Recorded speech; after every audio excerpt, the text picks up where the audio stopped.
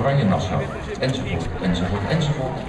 In aanwezigheid van mijn oudste zoon, de prins van Oranje en zijn echtgenote, in het Koninklijk Paleis te Amsterdam, bijeengeroepen de voorzitters van de Raad van State van het Koninkrijk, de leden van de deputaties uit Aruba, Curaçao en Sint Maarten, de commissaris van de Koningin in de provincie Noord-Holland, de burgemeester van Amsterdam en de directeur van het KWF.